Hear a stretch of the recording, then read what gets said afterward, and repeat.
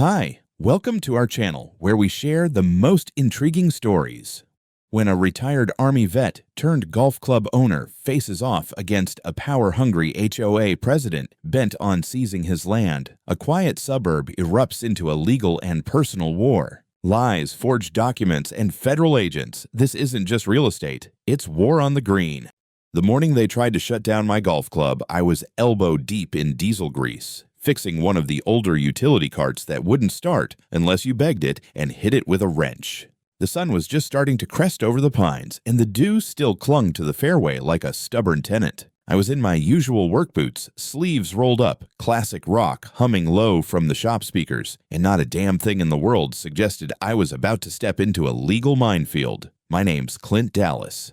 I'm 49 years old, and I don't do drama. I did logistics for the Army for 22 years. I've moved tanks through war zones, food across deserts, and generals across continents, all without losing my cool. After I got out, I invested every cent I had into building Oak Valley Retreat, a private golf and country club that sits on the edge of the Crescent Pines development. It's high-end, serene, and exclusive as hell. And the land it's built on? Mine. Every square foot, not just the club, half of Crescent Pines, roads, buffer zones, drainage lines, utility corridors, and even the strip of manicured walking paths their kids ride scooters on.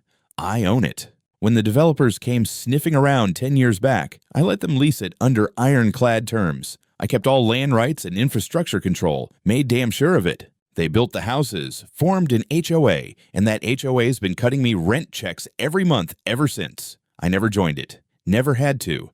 I don't live in Crescent Pines. I watch it. Like a landlord watches a beautiful but slightly delusional tenant who starts thinking they own the building. I kept my distance. I let them build their pickleball courts, paint mailboxes regulation beige, and hold whine and complain nights about grass height. They got discounted access to my golf club through a residential amenity agreement. Win-win. They play.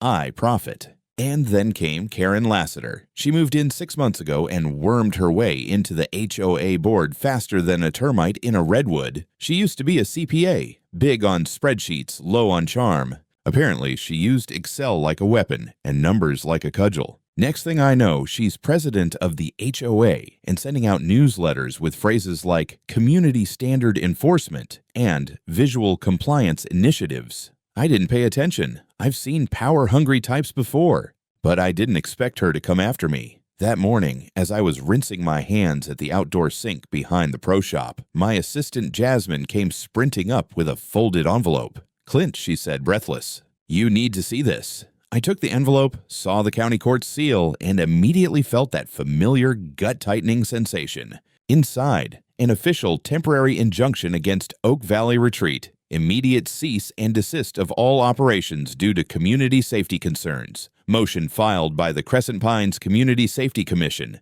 The what? I blinked. There's no such body. I knew the HOA had some subcommittees. Landscaping, social events, that kind of garbage. But Community Safety Commission was not in any lease agreement I'd ever seen.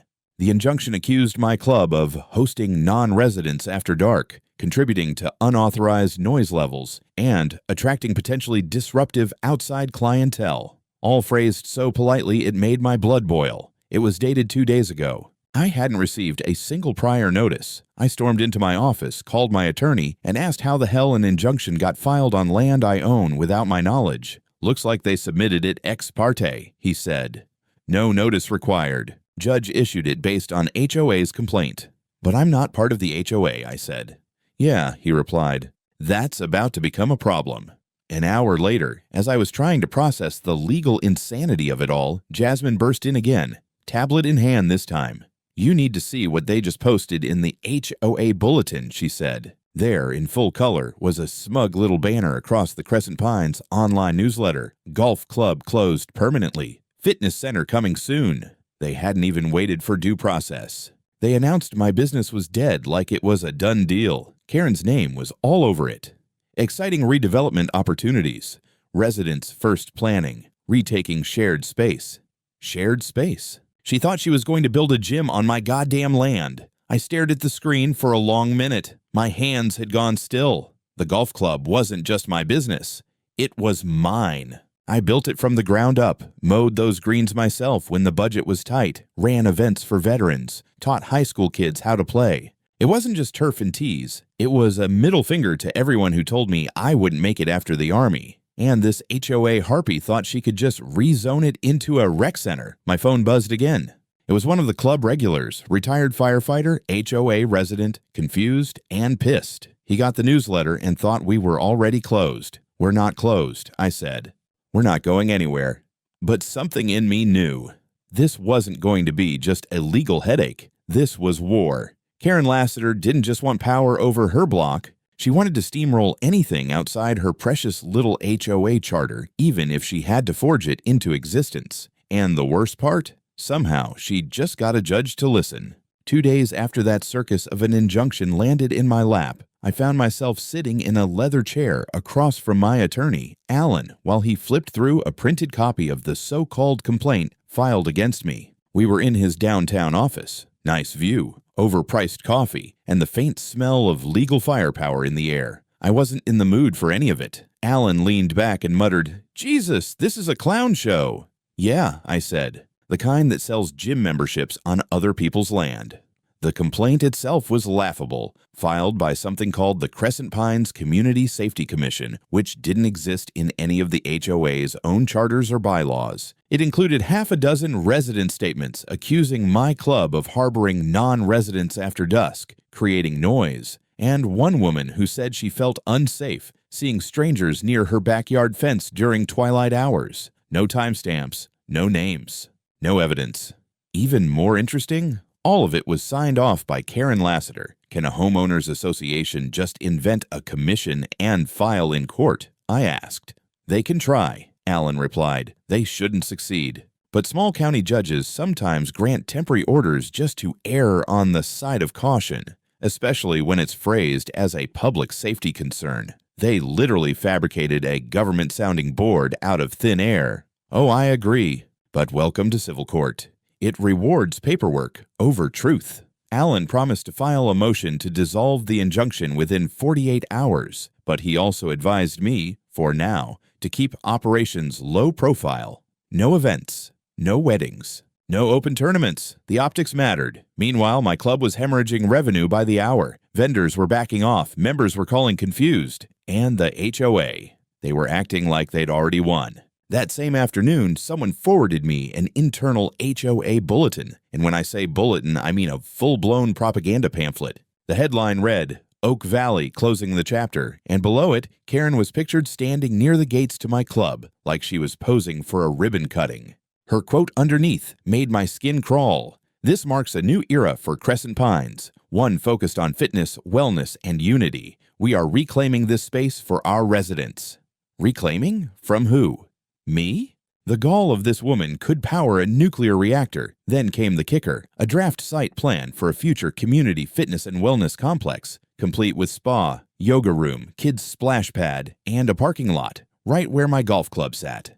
She hadn't just come after me legally. She was drawing up blueprints on a fantasy. I called Jasmine and told her to meet me at the office. I needed our title records, the HOA development agreements, the easement registry, everything. By the time she arrived, I was pacing hard enough to wear a trench in the carpet. "What's going on?" she asked, setting down a stack of file boxes. "They think they already own the place," I said. "They're publishing future construction plans. You know what that means? Insanity?" "No," I said. "Intent." We combed through the documents, looking for anything that would explain how they got the injunction, and then Jasmine found it. A single page tucked into a renewal addendum from 3 years ago. A small line referencing collaborative oversight from Safety Board. It was a vague clause added in fine print, not legally binding, and never ratified. But it was enough to look legitimate in a court filing, especially if the judge didn't read too closely. I called Alan. "That safety commission," I said, "it's not real. They referenced it in one old draft, never executed. It's a ghost clause." He paused. "That's what I needed. We'll submit it with the motion." By that evening, Jasmine forwarded me another HOA document that had leaked from their board group, a draft meeting agenda. And that's when something truly insane hit me. They were planning a resident vote to dissolve my lease agreement, as if they had the power to do that. "Unreal," I muttered. Jasmine looked up. They think they can vote you out? They can vote on whatever they want, I said. Doesn't make it legal. It's like voting to outlaw gravity. That night, I got a text from an unknown number. It said, "She's going too far. Check your inbox in 5 minutes." I did. An email arrived from a burner address with attachments. One of them was a PDF titled HOA Board Minutes, just unofficial, just our draft date tal PDF. It included a transcript of an emergency board meeting where Karen said, on record, "Clint is a threat to community cohesion. If we can't buy him out, we'll bury him in safety code violations until he sells." Another line, chilling in its arrogance. "He doesn't have the patience for a siege. I do." I stared at the screen. Somebody from inside their little cabal had just crossed the line and decided to help me. "Jasmine," I said, "get the whiskey and get a lawyer on standby. We're burning daylight." When the audit reports landed on my desk, the first thing I felt was confusion. The second was a very specific kind of rage, the kind that bubbles up only when someone's been stealing from you in plain sight. We started digging 2 days after the injunction. I hired a forensic accountant named Ray Sweeney, a retired IRS agent who looked like he hadn't smiled since the Clinton administration. His idea of humor was dry as Arizona gravel, but the man knew how to follow the scent of bad money. Ray didn't waste time. Within 72 hours, he dropped 4 manila folders on my office table like they were search warrants. Jasmine and I stood over them like coroners at a crime scene. "This," he said, tapping the first folder, "is how they're laundering your unpaid rent." I opened it. Every lease agreement the HOA had ever signed with me, unpaid since March. That was 7 months' worth of usage fees for roads, storm drains, easements, and greenways, all unpaid. I did the math out loud. $1,236,000. "They didn't stop paying," Ray said. "They redirected the funds." "To where?" He handed me folder 2. Inside, transaction ledgers from the HOA's so-called Community Marketing Fund, a name that sounded innocent enough until you saw what it was really funding. $5,000 to a consulting group called Lassiter Public Strategies, LLC. Another $8,000 for community engagement dinners at upscale restaurants, all charged to HOA cards. A recurring monthly expense labeled Board Retention Package, which, from what I could tell, was just Karen writing herself checks for presidential duties. "It's not just shady," Ray said. "It's probably criminal." I sat down slowly. My club was under siege. My land was being claimed in fantasy brochures, and these lunatics were skimming hundreds of thousands to bankroll wine tastings and yoga consultant retreats with the money they owed me. I asked the only logical question. "You think IRS would be interested in this?" Ray just nodded and pulled out folder 3, already filed a 3949A. That's the IRS whistleblower form. My office went dead silent. "You didn't waste any time," I said. He gave a shrug. "I don't like thieves, Clint, and this woman, she's not just stealing. She's stupid about it." Later that day, Alan reviewed the documents and laughed like a man who hadn't had a good day in a month. "This," he said, "isn't just breach of contract. This is fraud, embezzlement, wire abuse. You can break them with this." But I wasn't done yet. I told Jasmine to help me cross-reference the HOA's original infrastructure maps with current property tax filings. I had a theory, and I was praying I was wrong. I wasn't. Whole portions of the neighborhood, sidewalks, median strips, utility corridors, were still deeded under my name. In some cases, they had never been legally transferred to the HOA because the original developers had defaulted on the purchase clauses. HOA had just assumed ownership, meaning they'd been paving, planting, installing benches, and charging residents for upkeep on land they didn't legally own, and worse, governing it. Finding residents for planting flowers on strips of grass I technically owned. You could almost hear the lawsuit groan into existence from the ether. That night, I poured a glass of bourbon, sat on my porch, and stared at the long stretch of road leading through Crescent Pines. Every single car that drove by, driving on my private infrastructure, for free. I made my decision at sunrise. By noon, my team had filed notices of intent to terminate public easements on all non-contractual use paths through my property, effective in 30 days. That included the main entry boulevard, several side roads, and 3 walking paths. I was within my rights. They were leasing that access under terms they'd violated. Legally, I could pull the plug. I also placed an order for reinforced security gates and hired 2 off-duty sheriff's deputies as private guards for the next 60 days. 1 at the main gate, 1 roaming. Karen found out about it within 4 hours. She called my office directly. "You can't be serious," she snapped. "You're blocking access to people's homes." "I'm enforcing my property rights," I said calmly. "Your board breached every term in our agreement. You stopped paying rent. You falsified documents. You tried to seize my club." "This is retaliation," she said. "You'll be hearing from our lawyers." "Great," I said. "Have them bring a check for $1.2 million when they show up." She hung up on me. Later that evening, a group of HOA board members showed up at my office, unannounced, but they weren't there to fight. They looked pale, nervous. Only 3 out of 7 showed. "We didn't sign off on this," one of them said, handing me a printed copy of the injunction Karen had filed. Their names were listed. Their signatures weren't. "She told us it was just for internal leverage," another said. "We didn't think she actually filed it." "She forged board approval," I said. They nodded. Jasmine, standing behind me, whistled low. "That's felony territory." One of them, a guy named Nate, real estate agent, rubbed his temples. "We didn't know it had gotten this far." I smiled. "Now you do."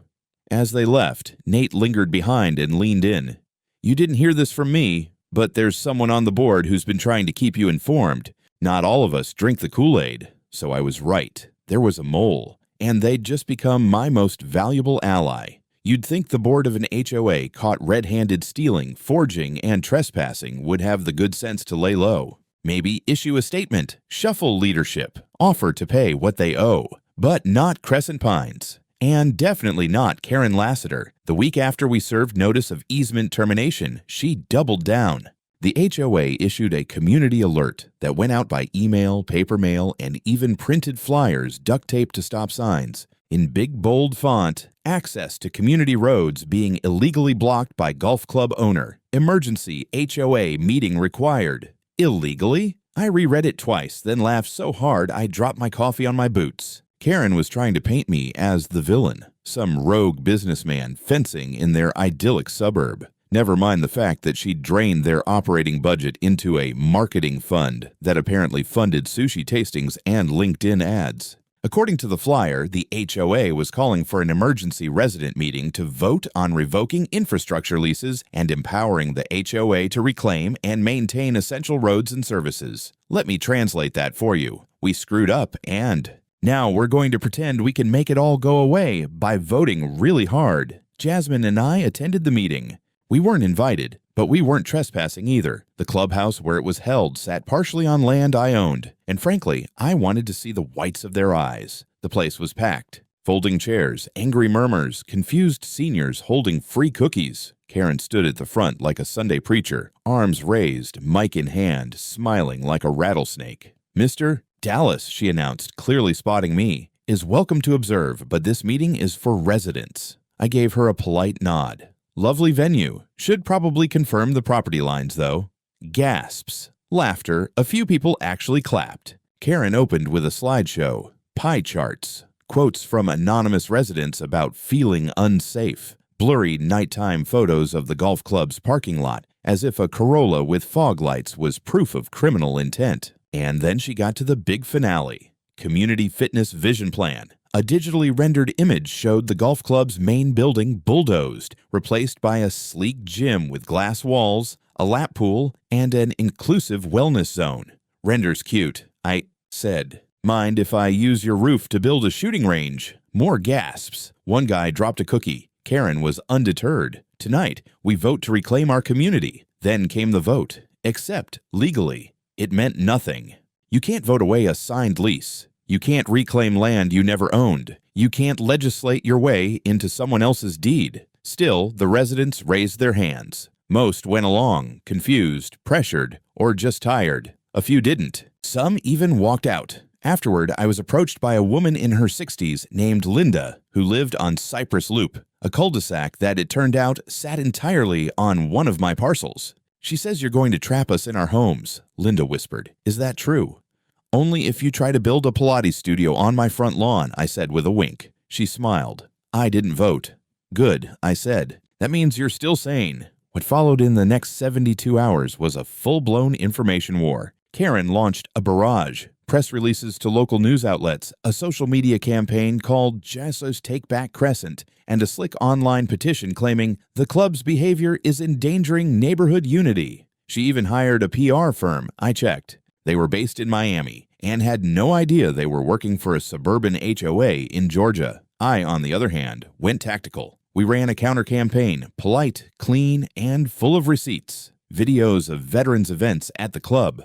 Photos of birthday parties, school fundraisers, community barbecues, resident testimonials. We made it personal, not corporate. I wasn't a faceless LLC. I was Clint. And this wasn't just a golf course.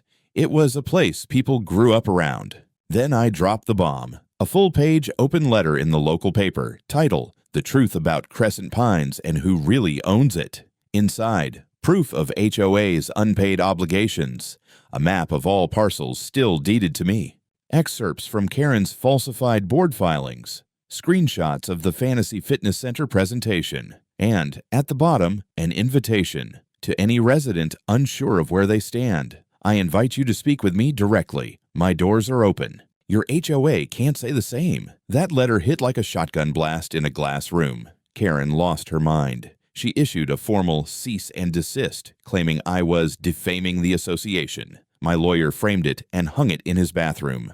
More cracks appeared in the HOA's facade. One board member, Travis, a mild-mannered guy who ran a landscaping company, resigned publicly on Facebook, citing ethical concerns. Another, Susan, started dodging meetings entirely. By Friday, I heard from a third member, Nate, the same guy who warned me earlier, that Karen had stopped circulating official meeting minutes and was holding side conversations with her hand-picked clique. They'd gone full rogue. And then, as if summoned by fate, I got another email from my mystery ally. Subject line, you need to see this. It's the next phase. It was a forwarded message from Karen to the HOA board. Next step is securing private investment for the fitness center. I've already contacted a developer. With a little push, we can get the land reclassified. Clint won't stop us unless he's willing to blow up the neighborhood. I reread that line 3 times. Private developer, land reclassification. She was planning a hostile takeover of my business. And she was about to learn what it felt like to push a man who owned the dirt under her feet. If they wanted war, they just got one.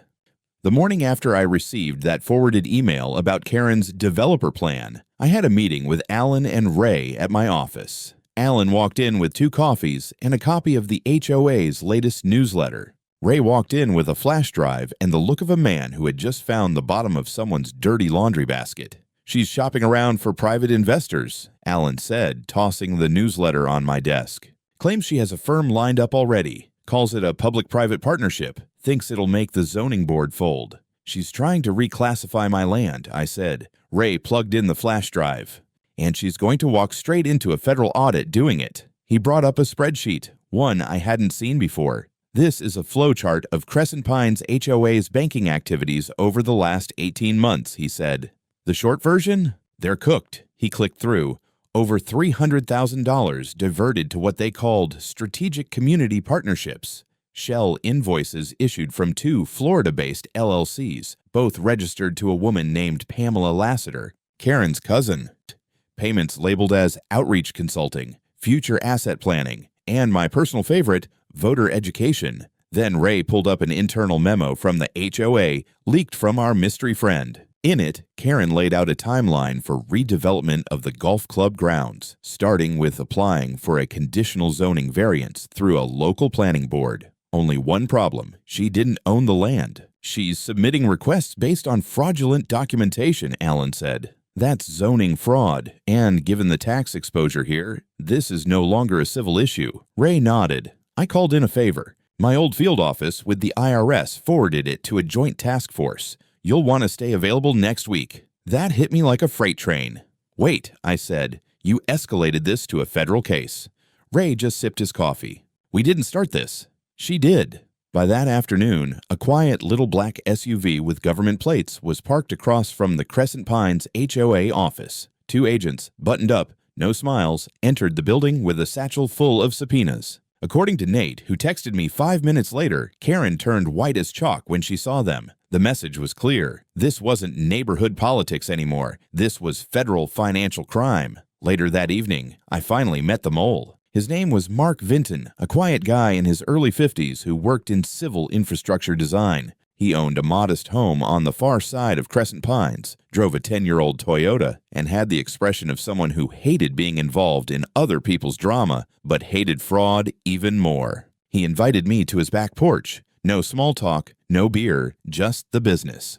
I started recording board meetings when Karen began changing votes after the fact. He said, she'd write fake minutes, claim decisions were unanimous when we hadn't even voted. When she started talking about seizing your property, I knew it wasn't just about overreach anymore. It was criminal. Mark handed me a thumb drive and a printed transcript of a voice recording. In it, Karen could be heard saying, if we take control of the land, Clint will have no leverage. We can stall his appeal for months. The goal is to make him bleed. I didn't say anything at first, just stared at the page. Mark leaned in. I don't want money. I want this neighborhood back.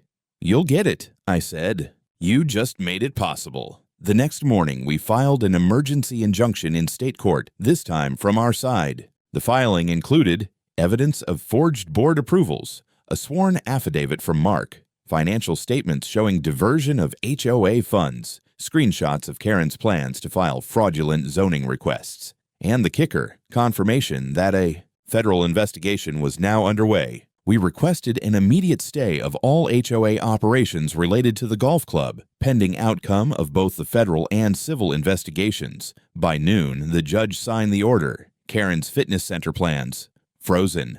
Her developer pitch, dead in the water. And to make sure the entire community saw it, I had a banner hung across the club's gates.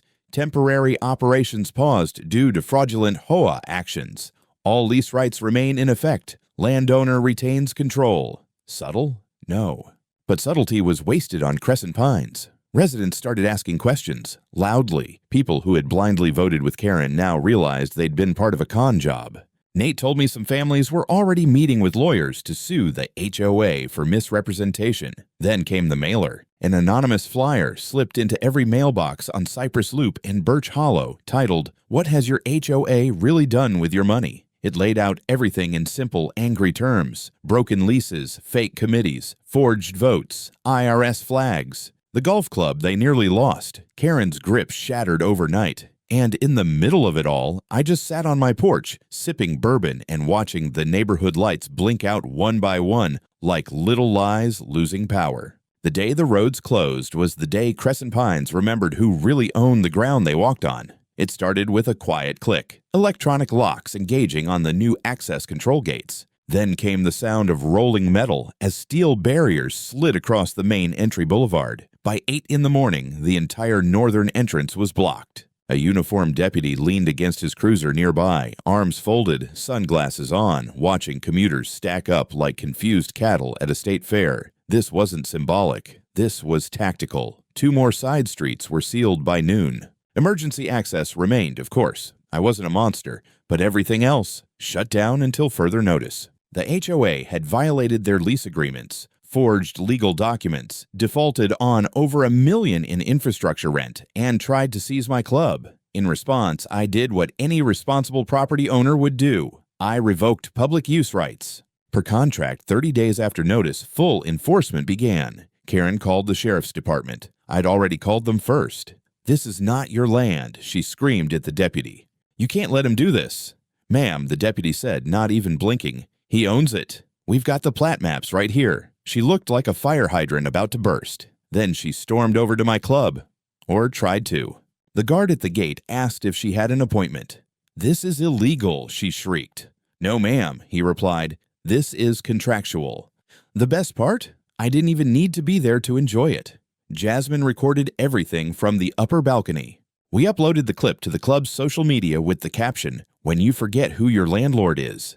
It went viral within hours. Inside the community, chaos bloomed. Residents woke up to find HOA emails marked urgent, blaming me for interfering with essential access. They sent PDFs filled with legalese, most of it hilariously wrong. Some folks panicked. Others started knocking on my gates, politely asking how they could get home. I let them through. One by one, residents who'd once cheered Karen's vision started asking for private access agreements. We kept a spreadsheet. By the end of the second day, 32 households had signed preliminary letters of intent to lease easement access directly from me, bypassing the HOA entirely. A soft rebellion had begun. That evening, I hosted a town hall, my own, on the driving range, set up chairs, rented a sound system, gave everyone lemonade and grilled sausage. People came out in droves. I stepped up to the mic. "Ladies and gentlemen," I said, "let's have a real talk. Not about bylaws or community commissions, but about who owns what and how we move forward."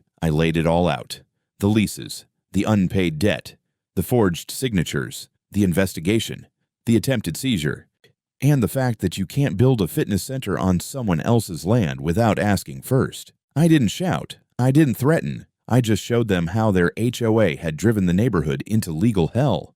At the end, I offered them a path forward. You don't need to suffer for your board's mistakes. You want access to your homes. Let's sign new agreements, resident by resident, family by family. No more politics. Just contracts. The line to the signing table started immediately. Across town, Karen was still trying to play dictator. She released a furious email blast accusing me of intimidation tactics and sowing division. She even hinted at a counter-lawsuit for harassment. Alan responded with a certified letter, "We welcome your legal challenge. Please bring the following to court: all financial statements, board minutes, zoning applications, and forged filings." Then he attached a check, the $1.2 million bill the HOA owed me, with a cover note. Settlement option open for 72 hours before countersuit of $5.4 million is filed. No response. But the next morning, I got a knock at the club's gate. 3 board members stood there: Nate, Susan, and a newly minted VP named Cheryl. They weren't smiling. "We want to talk," Cheryl said. We brought them in, poured them coffee, and sat down in the lounge. "Karen's gone off the rails," Nate said. "We didn't sign off on any of this." "She told us the IRS stuff was fake," Susan added. "Then she told us you fabricated the zoning documents." "Did she also tell you I forged her signature on a letter to the county?" I asked. They didn't answer. "We want to make it right," Cheryl said. "She's not returning our calls. The office is locked. We think she's lawyering up." "We're not settling," I said. "Not unless there's a full admission of wrongdoing and resignation." The HOA's finished. There was silence. Heavy. Long. Then Nate spoke. "Oh, what would happen if the HOA dissolved?" "You'd stop owing dues," I said. "But you'd need new agreements for infrastructure access and a new governance structure, something democratic, resident-led, and not built on lies." They didn't say no. That afternoon, the HOA website went down, the Facebook page went private, and Karen, she disappeared, vanished from her home. No answer at the door, mail piling up, her car gone. Later that night, someone forwarded me a screenshot. She'd deleted her LinkedIn profile. I just smiled. The road was quiet now, the lights were off. The golf club stood tall, and Crescent Pines had no queen anymore. 3 days after Karen vanished, subpoenas poured in. One hit the locked HOA office. Another landed on Susan's doorstep. She asked Alan if she needed a lawyer or a priest. The IRS had launched a full criminal probe into Crescent Pines HOA. Fraud, misappropriation, tax evasion, and forging my signature on a zoning document. Karen wasn't in hot water. She was drowning. Our countersuit was almost ready. 200 pages of audits, witness statements, and forensic timelines. Claims included breach of contract, defamation, fraudulent spending, unauthorized zoning filings, forgery, and intentional business interference. Damages, $5.4 million. Karen was personally named. Cheryl, acting president, scrambled to save herself. She called an emergency board meeting, fire Karen, accept responsibility, dissolve the HOA, and negotiate with me directly. The vote passed. That night, Cheryl handed me a formal letter requesting settlement talks and promising a transparent transition. I demanded affidavits from every board member, already drafted. We reached a binding agreement. The HOA would pay $4.7 million, dissolve within 90 days, transfer community management to the city, apologize publicly, and allow residents to negotiate access rights individually with me. Most had already signed. Karen's world collapsed fast. Accounts frozen, shell companies exposed. Developers flipped on her when federal agents arrived. Then came the indictment: wire fraud, conspiracy, falsifying records, obstruction.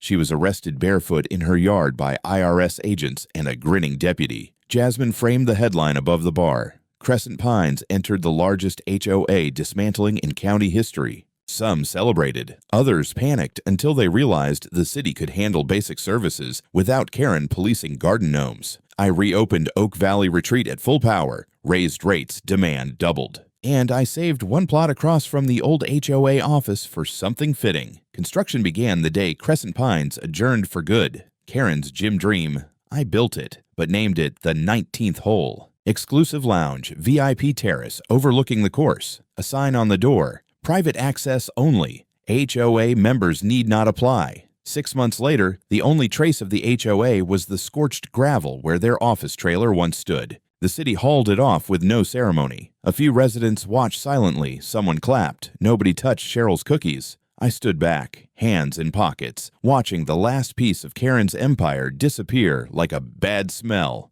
The new order was simple. Annual easement agreements directly with me. Want roads? Sign. Want club benefits? Buy a membership. Want both. Combo package. No bureaucracy. No HOA dues. No arbitrary fines. Crescent Pines became private property with clear, fair rules, not power games. The 19th hole became legend. Bourbon on the patio, jazz inside, and a plaque above the bar. In honor of misguided leadership. Cheers, Karen. Former residents laughed or toasted. Mark Sarmole became the first lifetime honorary member with free permanent access. Ray launched a fraud-hunting consulting firm and booked out instantly. Alan ran for the zoning board, won with a land rights platform. I warned him never to use my name in politics again. Karen awaited trial in federal custody. Her plea deal collapsed when she blamed everyone else. The feds had emails, recordings, forged docs, enough for 20 years. Maybe 10 with good behavior, but she wouldn't be running wellness centers anywhere except a prison yard. The media tried to turn it into a saga. The Crescent Pines HOA meltdown. They wanted interviews. I declined. The fight was over. The land had spoken. Now I spend my days at the retreat. Some nights I play golf. Some nights I just walk the fairways at dusk with a drink, enjoying the silence. No threats, no sirens. Just wind through pines and the soft thud of a ball in a cup. People think peace is a pause before the next battle. Truth is, peace comes when you win so decisively that no one dares start another. The sign at the entrance to Crescent Pines still stands. Private community rules set by the landlord so is dead, and God help the next fool who forgets it.